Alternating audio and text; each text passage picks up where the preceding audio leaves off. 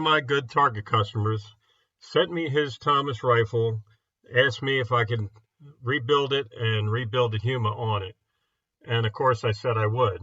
He also requested that I make a film of it and then post it. So I guess you're wondering why there's a wooden dowel in the film here. Well, that's all you're going to need to break this rifle down and tune it. So pause the video and copy these measurements down. First things first, we're going to have to degas the gun. And a simple way to do that is take out the spring.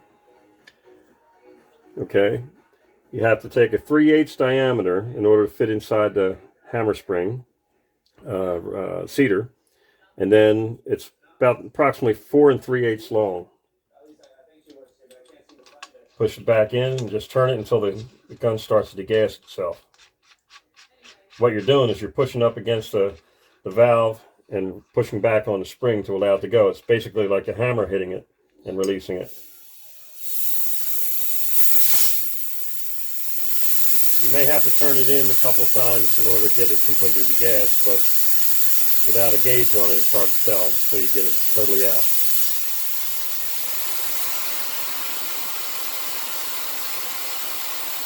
This is safer than cocking and shooting it down, because eventually you're going to end up putting pressure against the hammer or the valve with the hammer.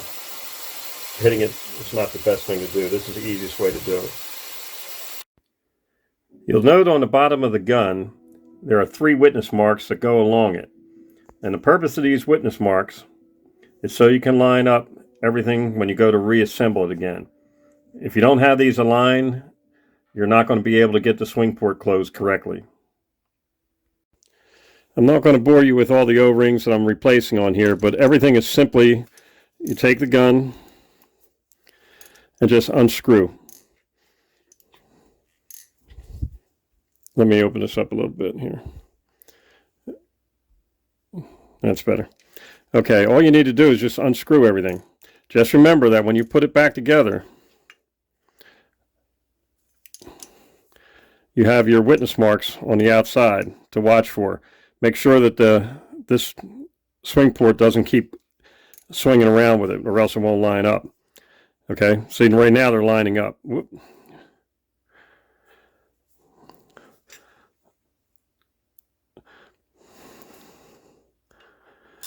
And once they're all lined up, the swing port will be in the right spot to go back and forth. But make sure that the swing port, as you're unscrewing or screwing back in, that you keep it in front of this bar that stops the swing port from going anywhere. If you don't, it'll go out of concentric and it won't go in right. You'll end up having these witness marks being off like that. And you can't have that. It has to be adjusted so it's perfect. Once the gun is degassed, it's basically pretty simple. Just unscrew and everything will come apart. There are witness marks on the bottom that have to stay aligned. So when you take out the air, everything becomes loose. But when you go to reassemble, you're going to make sure that these are all aligned. That way there, once you put the air back in, it'll lock everything tight. Now, it may take a little strength to get it off. Maybe not, depends. But once you get the tube off and unscrewed, inside, here is your Huma regulator. Now to get that out is quite simple too. Just a pair of needle nose and just put a little tension with your thumb. And it'll pull just up a little bit, maybe a little bit more. And then it pops right out.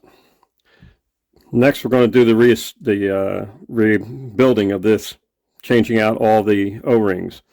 There's internal O-rings and external. And you'll notice there's a breather hole on the top. When this goes back into the gun, after this is screwed on, you want to make sure that that breather hole is facing up to the top of the gun. To rebuild your Huma regulator, if it needs to be rebuilt, it's pretty simple. Just got to get out the O-rings. I use a dental pick, it's a lot easier to work with. most of the time. Okay. After that, you need to have a C-clip remover. And hopefully these are small enough to fit in there. They are. Okay. Take out your C-clip. Actually,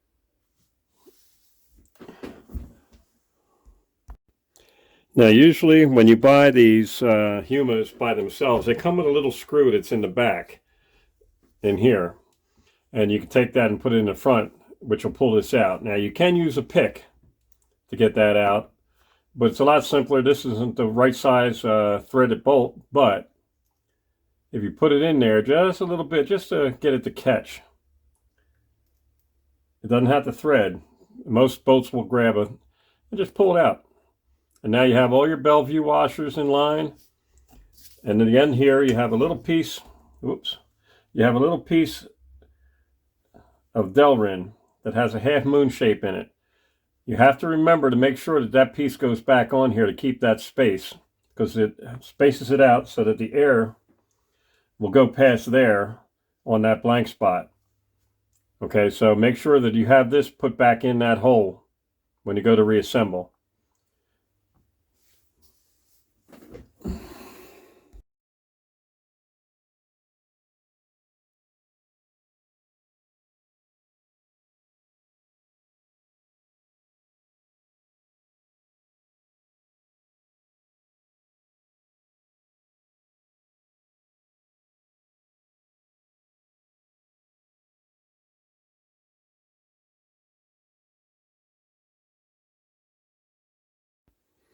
Now in reassembly, these are all the new washers. I have them all lined up to go back into the regulator. I'm going to move them out of the way and then put them on individually so I can work. But the first things first, we have to get the O-rings off of here. Okay, there's a small O-ring in the front and then a larger one in the back. These are the two internal ones. And to do that, again, you just get that pick on there, pick them out. Which with the oil on there, it's a little difficult sometimes. There's one. Okay, and then the outer one.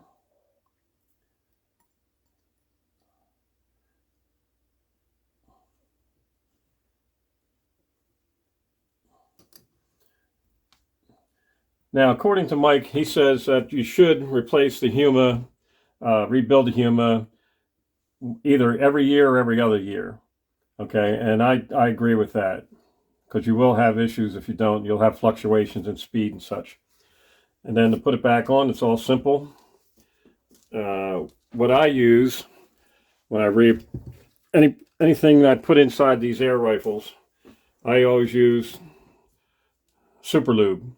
You can buy it at Napa or any of the automotive stores.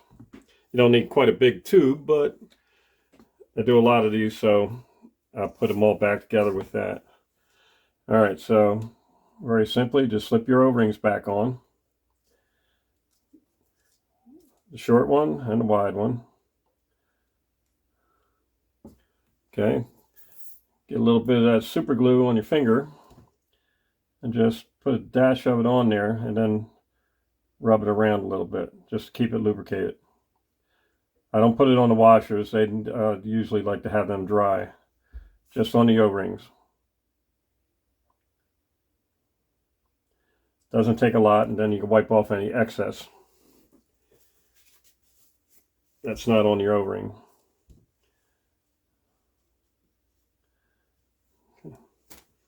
Next, take that little piece of Delrin, put it back in there.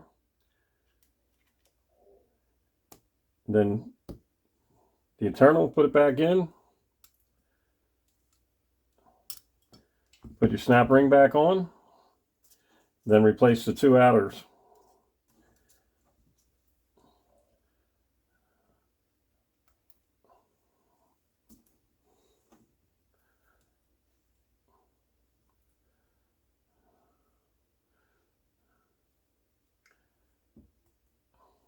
Again, a little bit of super lube.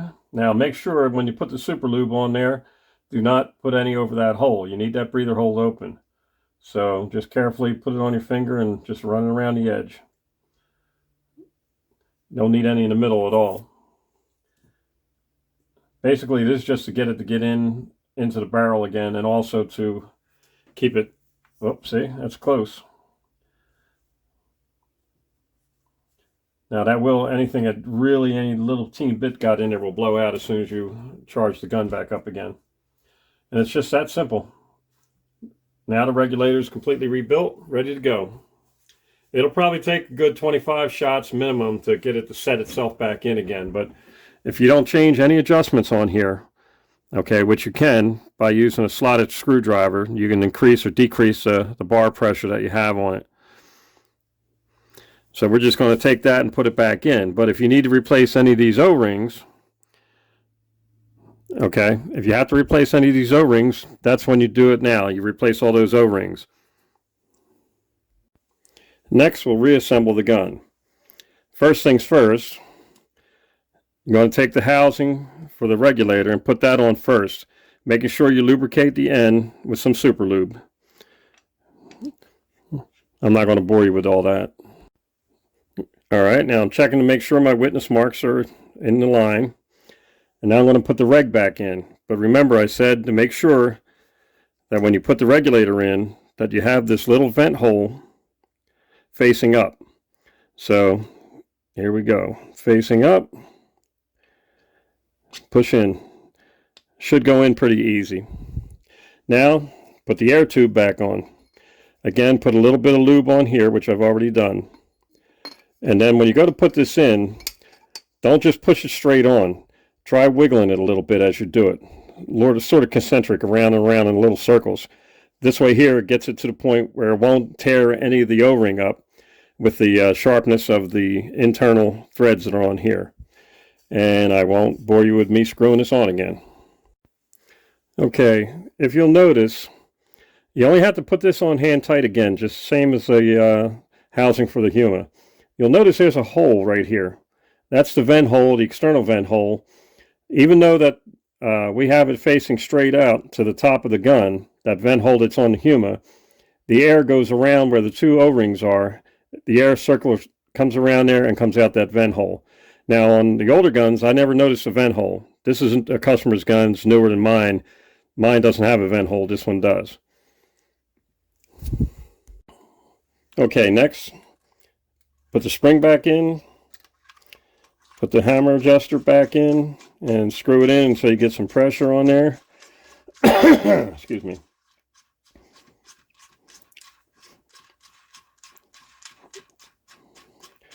All right, I guess I am boring you with this one, but it's important. All right. Okay, with the hammer spring, you know, let's say we'll have that adjusted halfway. Now, before we put the air in, cock it. You got to take the pressure off of the valve in order to fill it up from empty. Now I'll go get some air and we'll put air in it. Oh, fired off automatically here. Trigger fingers. I'll be right back, get some air. All right, I have the tank hooked up to it. I'm going to apply some air to it.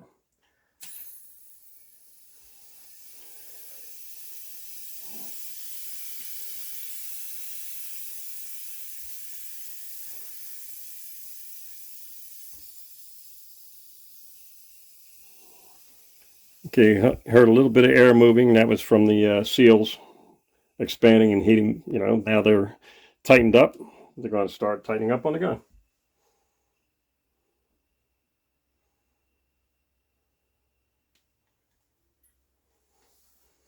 I filled it at 2,000 for now. Let it sit for a minute because that's going to get warm. And I'll go fill it all the way up in a minute. Next, I'm going to take the gun, get a little bit of soapy water, go around my all the seal areas to see if there's any air leaking at all, and then I'll be right back. All right, I put a soapy sponge all around everything, sealed here, all these seals, nothing, no leaks. The real test will be leaving it sit overnight and see if you have any leaking, which if it does, you can always replace an O-ring or just add a little bit more lube to it, maybe came loose when it was in being filled. The next step is to start getting some pressure. So I'm going to turn the hammer in. Okay, now I'm feeling a little pressure on the spring.